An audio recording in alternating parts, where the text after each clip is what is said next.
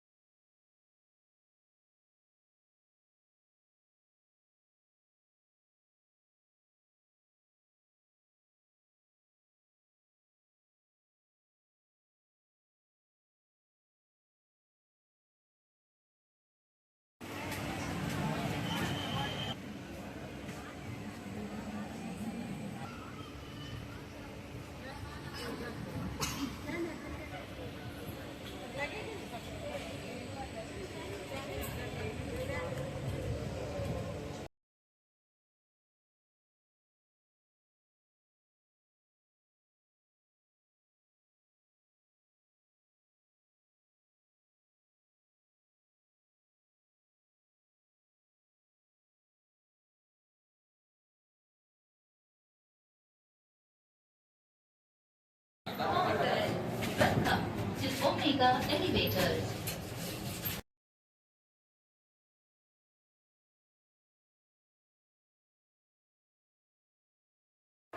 Danak sir, adenni.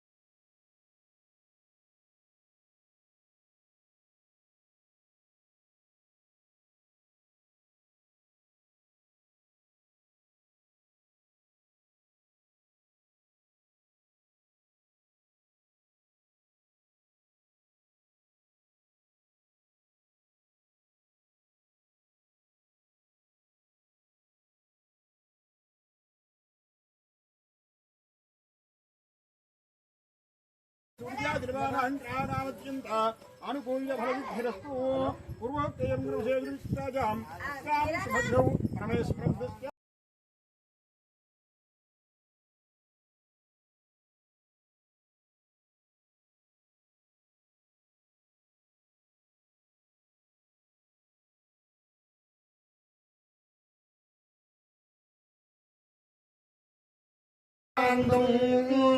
आदित्यवर्णं तमसस्तु पारे सर्वाणि रूपाणि विचित्य धीरः नामानि कृत्वा विवदनु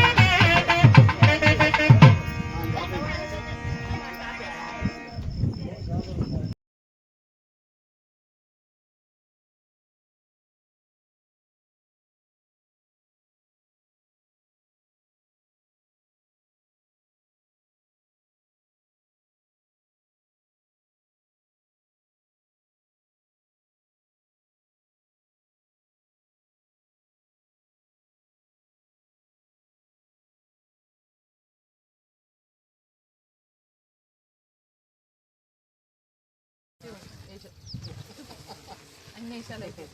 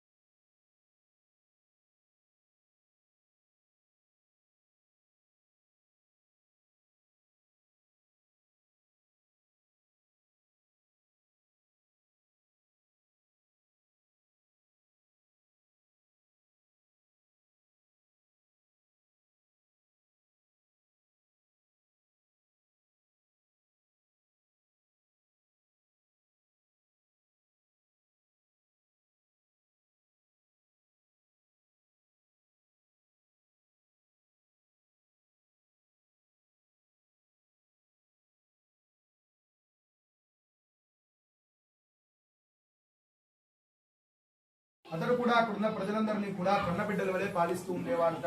తన రాజ్యం పక్కనే ఉన్న అడవిలో కొన్ని విశేష జంతువులన్నీ కూడా ప్రవేశించి అడవిని మొత్తాన్ని కూడా నాశనం చేస్తూ ఉండడంతో ఆ యొక్క రాజుగారు జంతువులు వేటాడడం కోసం అడవులకు బయలుదేరి వెళ్ళాడట. జంతువులన్నీ కూడా వేటాడుతూ అలసటికి గురై ఒక మారేడు చెట్టు దగ్గరికి వచ్చాట విశ్రాంతి తీసుకుందామని. అదే సమయానికి కొంతమంది గొల్లలు కొంతమంది శ్రద్ధాభక్తులతో ఆ యొక్క స్వామివారి వ్రతాన్ని ఆచరిస్తూ ఉన్నారట. ఆ యొక్క వ్రతాన్ని ఆ యొక్క రాజుగారు చూసి కూడా నేను వారి దగ్గరికి వెళ్ళేది ఏమిటి అని చెప్పని చూసి చూడనట్టుగా పక్కకు తిరిగి నిద్రిస్తూ ఉన్నారట. ఆ గొల్లలందరూ కూడా శ్రద్ధగా ఆ యొక్క స్వామి వ్రతాన్ని ఆచరించి మనకంటే పెద్దవారు రాజుగారు అక్కడ ఉన్నారు, ఆయనకి తీర్థ ప్రసాదాలు ఇచ్చి మనం స్వీకరిద్దాము అని చెప్పని ఆ తీర్థ ప్రసాదాలు రాజుగారి దగ్గరికి తీసుకుని వెళ్ళారట. రాజుగారు మంచి నిద్రలో ఉన్నారట. ఆయన నిద్ర లేపుదామా అనుకొని మరలా యొక్క గొల్లలు అనుకున్నారట సింహం బోల్లో తలబెట్టడం ఆ రాజుగారిని నిద్ర లేపడం రెండు ఒకటేనని చెప్పని భావించి ఆ తీర్థ ప్రసాదాలు ఆ పక్కనే పెట్టి అక్కడున్న రాజభటుడికి చెప్పారట, అయ్యా ఇలా మేము సత్యదేవుని వ్రతాన్ని ఆచరించాము, ఆ తీర్థ ప్రసాదాలు రాజుగారు లేచాక ఇవ్వండి అని చెప్పని వారందరూ కూడా వెళ్ళిపోయి తీర్థ ప్రసాదాలు కళ్ళకద్దుకొని స్వీకరించారట. ఆ యొక్క రాజుగారు నిద్రలో నుంచి లేచి ఆ తీర్థ ప్రసాదాల వైపు చూసి ఏమిటివి అని చెప్పిన ప్రశ్నించారట. ఆ యొక్క భటుడు చెబుతున్నారట, అయ్యా వాళ్ళు ఏదో పూజ చేసుకున్నారట, ఆ పూజా ప్రసాదం మీకు తెచ్చిచ్చారు రాజుగారు అని చెప్పి అనగానే ఆ రాజుగారు ఆ తీర్థ ప్రసాదాల వైపు చూసి బంగారు పాత్రలో పంచభక్ష ప్రవాణాలు భుజించే నేను ఈ మట్టి పాత్రలో తీర్థ ప్రసాదాలు స్వీకరించాలా అనే అహంకారంతో ఆ తీర్థ ప్రసాదాలు అక్కడే విడిచిపెట్టి మరలా జంతువులన్నీ కూడా వేటాడడానికి బయలుదేరి వెళ్ళాడట. ఆ యొక్క స్వామి అనుకున్నారట, ఒక రాజ్యాన్ని పాలిస్తున్న రాజుకు ఇంత అహంకారమా, నా తీర్థ ప్రసాదాలు మహిమ ఈ రాజు తెలుసుకోవాలి అని చెప్పి అనుకున్నారట. ఆ యొక్క రాజుగారు మరలా జంతువులన్నీ కూడా వేటాడుతూ చీకటి పడింది కదా అని చెప్పని తన రాజ్యానికి బయలుదేరి వెళుతూ ఉండగా మంత్రి గారు పరుగు పరుగునా కూడా అడవులోకి వచ్చి, నాయన రాజా నీ రాజ్యమంతా కూడా శత్రువుల రాజ వశమైపోయిందయ్యా, నీ నూరుగురు కుమారులు కూడా బంధింపబడ్డారు, నువ్వు వస్తే నిన్ను కూడా బంధిస్తారయ్యా, నువ్వు ఇక్కడే ఉండవయ్యా, రేపు ఉదయాన్నే వచ్చి నూతన వర్తమానాన్ని అందిస్తానని చెప్పని ఆ యొక్క మంత్రి గారు పరుగు పరుగునా వెళ్ళిపోయారట. ఈ యొక్క రాజుగారు ఎక్కడైతే తీర్థ ప్రసాదాలు విడిచిపెట్టాడో అదే చెట్టు కింద కూర్చొని బాధపడుతున్నాడట. తన మనసులో బాధ పెరిగిపోవడంతో అది ఎవరికైనా చెప్పుకుందాము అని చెప్పి అటు ఇటు చూస్తుండగా కొంత దూరంలో గొల్లలు కనిపించారట. ఆ యొక్క రాజుగారు వారందరినీ కూడా పిలిపించమని చెప్పగా వారు వస్తున్న మార్గ మధ్యంలోనే మరలా ఈ యొక్క రాజు కనిపించిందట. నా రాజ్యమంతా కూడా పోయింది అని చెప్పని గొల్లలకు చెబితే నా రాజ్యాన్ని నేను కాపాడుకోలేకపోయాను అని చెప్పని చిన్నచూపుగా చూస్తారు అని చెప్పని భావించి వారికి ఒక విషయాన్ని చెప్పకూడదు అని చెప్పని అనుకున్నారట. ఆ గొల్లలందరూ కూడా ఆ యొక్క రాజుగారి దగ్గరికి రాగానే ఆ యొక్క రాజుగారు వారందరి యోగక్షేమములన్నీ కూడా అడిగి తెలుసుకుంటున్నారట. అయ్యా ఎన్నో విశేష క్రూర మృగాలన్నీ కూడా అడవిలో తిరుగుతూ ఉంటాయి కదా, ఎలాంటి జాగ్రత్తలు తీసుకుంటారు ఏమిటి అని చెప్పని వారి యోగక్షేమములన్నీ కూడా అడిగి తెలుసుకుంటున్నారట. ఈ లోపల ఎక్కడైతే ఆయన తీర్థ ప్రసాదాలు విడిచిపెట్టాడో అవే మట్టి పాత్రను మరలా ఆయన కంటికి ఒకసారి కనిపించాయట. ఆ యొక్క రాజు అంటున్నాట, అయ్యా పొద్దున మీరేదో పూజ చేసుకొని తీర్థ ప్రసాదాలు నాకు తెచ్చిచ్చారు కదయ్యా, ఏ పూజ చేసుకున్నారు, ఏ ఫలితం వస్తుందని ఆచరించారు అని చెప్పి అనగానే ఆ గొల్లలు చెబుతున్నారట, అయ్యా ఇలా మేము సత్యనారాయణ స్వామి వ్రతాన్ని ఆచరించాము, ఆ యొక్క స్వామివారి వ్రతాన్ని ఆచరిస్తే సర్వ విజయాలు కలుగుతాయని ఆచరించాము రాజుగారు అని చెప్పి అనగానే ఆ యొక్క రాజు అంటున్నాట, అయ్యా నా మనసంతా ఏమీ బాగోలేదు, మరలా నా కోసం ఆ యొక్క స్వామి వ్రతాన్ని ఆచరిస్తారా అని చెప్పి అన్నారట. ఆ గొల్లలందరూ కూడా ఆ యొక్క రాజుగారి ముందే కూర్చొని వ్రత సామాగ్రి మొత్తాన్ని కూడా ఏర్పాటు చేసుకొని ఆ యొక్క స్వామి వ్రతాన్ని ఆచరించడం ప్రారంభించారట. వ్రతమంతా కూడా పూర్తయ్యే సమయానికి మొట్టమొదటిగా గొల్లలే తీర్థ ప్రసాదాలు తెచ్చిచ్చినా తీసుకుని ఆ యొక్క రాజుగారు ఈసారి మొట్టమొదటిగా నాకు ఇవ్వండి అయ్యా అని చెప్పని తీర్థ ప్రసాదాలు అడిగి మరీ తీసుకున్నారట. అలా తీసుకునే సమయానికి ఉదయం అయిందట. ఆ యొక్క రాజు అనుకుంటున్నాట, ఒక రాజ్యాన్ని పాలిస్తున్న రాజు నేను, నా ధైర్యాన్ని నేను కోల్పోకూడదు అని చెప్పని యుద్ధానికి సిద్ధమవుతూ ఉన్నాడట. మంత్రి గారు మరలా అడవిలో కనిపించారట ఆ యొక్క రాజుగారికి. ఆ రాజు మంత్రి దగ్గరికి వెళ్ళి అంటున్నాట, ఏమి నాయనా మరలా అడవిలోకి వచ్చావు, మళ్ళీ మన రాజ్యంలో ఏం జరుగుతుంది ఏమిటి అని చెప్పి ప్రశ్నించారట. ఆ యొక్క మంత్రి అంటున్నాట, నాయనా రాజా అర్ధరాత్రి అంతా కూడా అడవిలో ఏ విధంగా ఉన్నావయ్యా, రాజ్యానికి ఎందుకు రాలేదు అని చెప్పి ప్రశ్నించారట. ఆ యొక్క రాజు అంటున్నాట, నువ్వే కదయ్యా నిన్న వచ్చావు, నా రాజ్యమంతా కూడా శత్రువుల రాజ వశమైంది అన్నావు కదా, నా కుమారులందరూ కూడా బంధింపబడ్డారు అన్నావు కదయ్యా అని చెప్పి అనగానే ఆ యొక్క మంత్రి అంటున్నాట, నాయనా రాజా అర్ధరాత్రి అంతా కూడా మీరు రాజ్యానికి రాకపోయే సమయానికి మీకు ఏమైందో ఏమిటో అని చెప్పని భయపడుతూ నేను ఇప్పుడే ఈ యొక్క అడవిలోకి వస్తున్నానయ్యా, నిన్న నేను ఏ విధంగా కూడా ఈ యొక్క అడవిలోకి రాలేదయ్యా అని చెప్పి అన్నారట. ఆ యొక్క రాజుగారు ఒకసారిగా విషయమంతా కూడా అర్థం చేసుకున్నాయట. తీర్థ ప్రసాదాలు తిరస్కరించిన కారణంగా ఆ యొక్క స్వామివారే ఇంత మాయ సృష్టించాడా అని చెప్పని భావించి తీర్థ ప్రసాదంలోనే ఇంత విషయం ఉందంటే ఆ యొక్క వ్రతాన్ని నేను ఆచరిస్తూ నా రాజస్థులందరి చేత కూడా ఆచరిస్తే నా రాజ్యమంతా కూడా సుభిక్షంగా ఉంటుంది అని చెప్పని భావించి ఆయన ఇంటికి చేరి తన భార్యతో కలిసి యథావిధిగా ఆ యొక్క స్వామివారి వ్రతాన్ని ఆచరించడమే కాకుండా అక్కడ ఉన్న వారందరి చేత కూడా ఆ యొక్క స్వామివారి వ్రతాన్ని ఆచరింపజేశారట. అలా అన్ని గండాలు దాటి ఇంటికి చేరుకున్న ఆ యొక్క రాజుగారు ప్రతి మాసము క్రమం తప్పకుండా సత్యనారాయణ స్వామి యొక్క వ్రతాన్ని ఆచరిస్తూ ఇదేంటంటే భూలోకంలో ఉన్నంతకాలం కూడా తన రాజ్యాన్ని మొత్తాన్ని కూడా సుభిక్షంగా చూసుకొని అంతిమున ఆ యొక్క విష్ణు సాయుధ్యాన్ని పొందారట అని రాజుగారు కథ ముగించాడు సూత మహాముని. శ్రద్ధగా ఉంటున్న సౌనకాదులందరూ కూడా అడిగారట, నాయనా సూత మహాముని ఈ యొక్క వ్రత విధానం మొత్తం కూడా దేంట్లో ఉందయ్యా అని చెప్పి అడిగితే ఆ యొక్క సూత మహాముని వారు చెబుతూ ఉన్నారట, అయ్యా ఈ యొక్క వ్రత విధానం మొత్తం కూడా స్కాంద పురాణంలో రేవాఖండంలో ఉంది అని చెప్పి అన్నారట. అలానే ఈ యొక్క వ్రతాన్ని చెప్పిన వారు కానివ్వండి, ఈ యొక్క స్వామివారి వ్రతాన్ని శ్రద్ధాభక్తులతో ఆచరించిన వారు కానివ్వండి, ఈ యొక్క స్వామివారి వ్రతాన్ని శ్రద్ధగా చూసిన వారు కానివ్వండి, ఆ యొక్క స్వామివారి వ్రత కథలు విన్నవారు కానివ్వండి, చివరికి ఆ యొక్క స్వామివారి తీర్థ ప్రసాదాల్లో కూడా ఆ యొక్క స్వామి అనుగ్రహం ఎంతో ఉంటుంది అని చెప్పని ఆ యొక్క సూత మహాముని వారు సౌనకాదిములందరికీ కూడా ఆ యొక్క సత్యదేవుని వ్రత మహిమంతా కూడా చెప్పి ఈ విధంగా ముగించారట. జై శ్రీమద్ రమారమణ గోవింద హరి. అక్షతలు కళ్ళ కట్టుకొని కలసం దగ్గర కొన్ని